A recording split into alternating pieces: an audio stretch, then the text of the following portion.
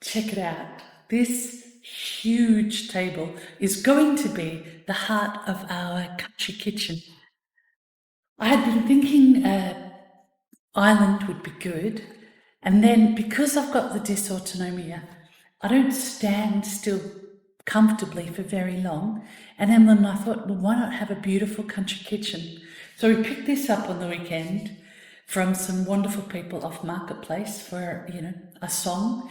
And we had to, Emlyn's ute broke down on the way down, which we were going to use to bring it back. And oh my gosh, that was one of those hot days. And it took the RAA about 4 hours to get to us. So we just kept drinking and pouring water on ourselves. And, it was in the low 30s, not the low 40s or something. So it wasn't too bad. And we had cashews in the car. And then when the RAA finally got there, they did a repair that they thought would get us home, but it only lasted about 20k. So then we had to wait another 3 hours or so. We were pretty spent by the time we got home. Anyway, Emlyn's ute is off now at the mechanic for what's going to be another round of expensive repairs. And we hired a van from Bunnings on the weekend. It was easy, went down, got the table, came back, love it. So it's just sitting here now, sort of between the nave and the studio, and the kitchen is that way. And next up, we have to get someone in who's good at demolishing to take out a sort of peninsula and a built-in, rather clunky and unattractive pantry. It's attractive from a distance, but up close enough. So it's going to go. And we're going to do what's called an unfitted kitchen, which is just different pieces of furniture. Nothing built in. You don't have built-in furniture in your lounge room. It's just pieces of furniture that sit there. And that will suit this kitchen. It'll suit the big kitchen. And it will suit our budget because we can buy pieces of furniture secondhand off Marketplace and add to them. And we love an eclectic look. So that's in the future. I'm just looking at the kitchen now. Yeah. Now, where I live is a town of about 1,100 people. And I'll be honest with you, to my knowledge, there isn't an opera company. There's not an orchestra. There are people who make music, and that's awesome. And, we're proud to be part of that, and other performing arts and visual artists. But it is not necessarily a world cultural hub. And sometimes it's young people, man. And I understand if I was young, I'd think you've got to go where the culture is. You've got to experience other people and be part of the conversation and the activity and absorb everything you can, interact. Your people are going to lift you up.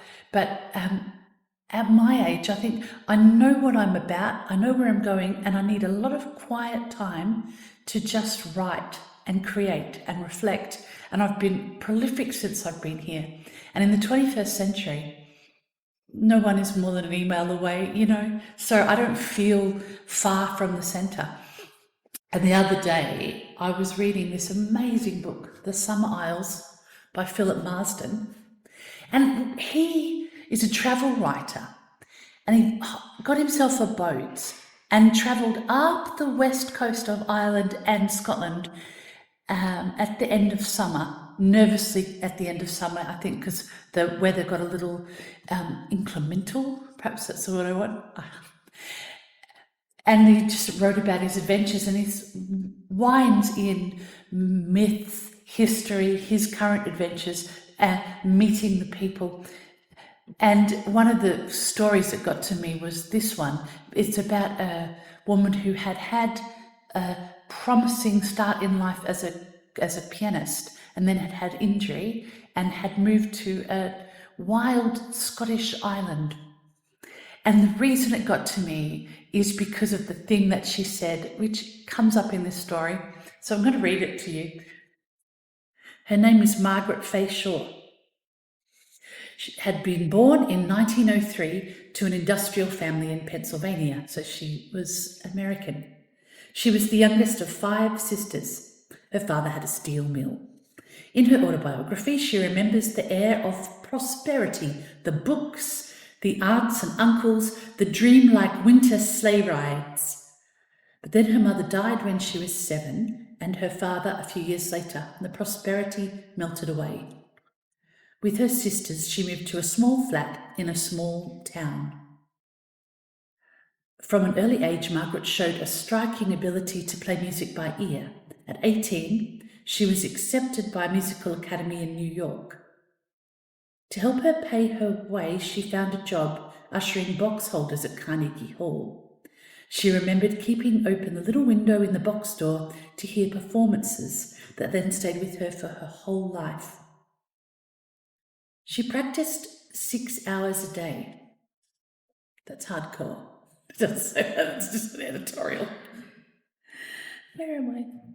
Allowing herself to think that she might make it as a concert pianist. Then she contracted a virus that affected her joints. There followed a round of specialists and treatments and operations, and the realization that playing the piano professionally was now impossible. She was in her early 20s, and her planned life had been cut short. But there was another life. She had her own set of faraway islands. "What would you like to do?" asked her doctor. "I have been on a bicycle tour of the Hebrides," she told him. "I would like to go back there to live and to collect songs."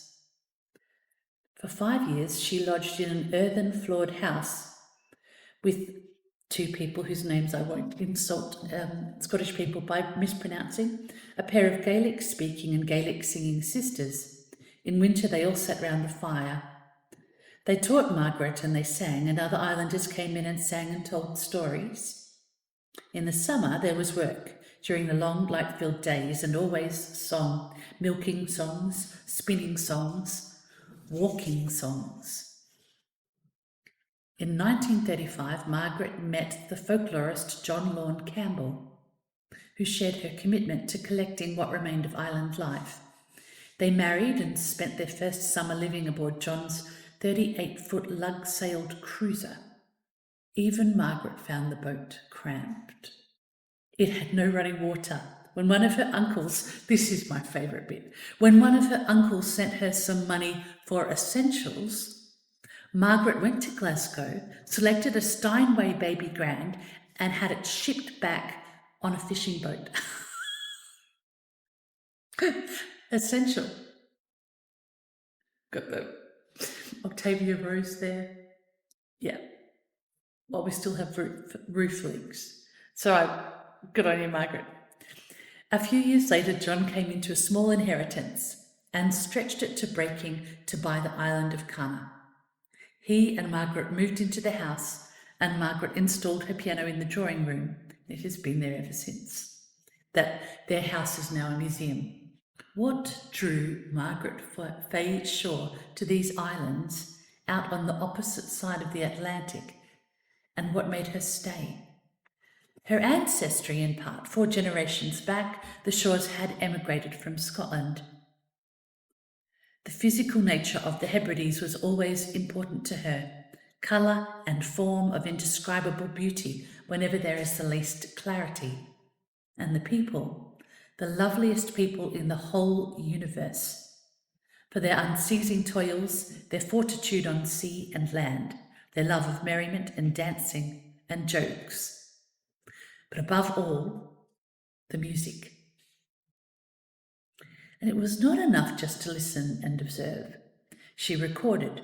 She collected songs on reels of EMI magnetic tape.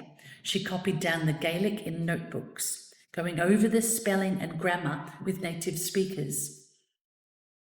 She tried to capture the airs in flight, to trap their soaring melodies in the earthly system of the modal scale, and it wasn't easy.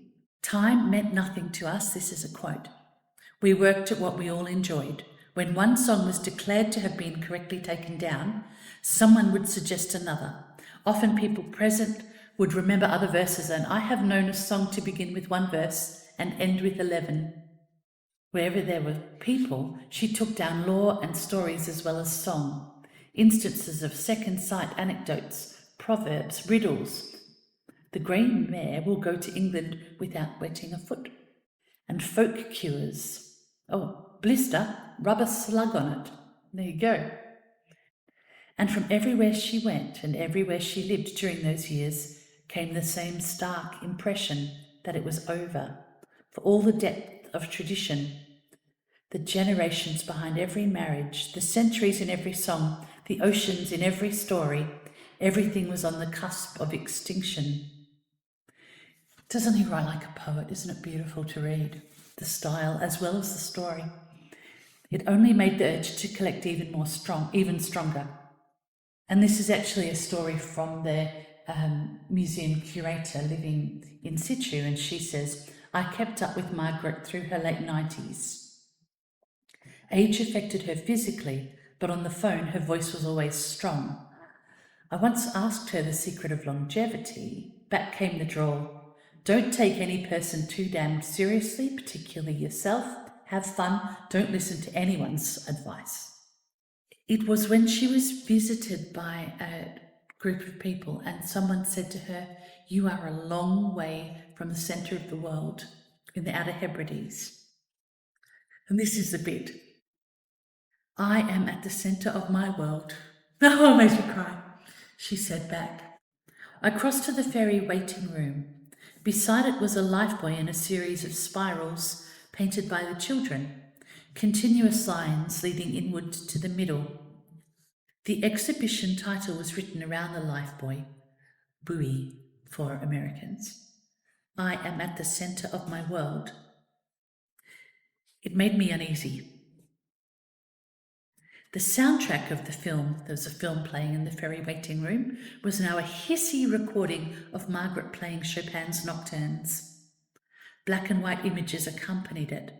A lone boat crossing the bay, 2 men bringing it into shore and unloading sheep, sun sparkling on water, Kana house, 3 smiling children sitting on a wall.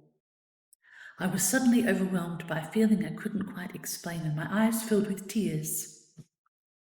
I am at the centre of my world.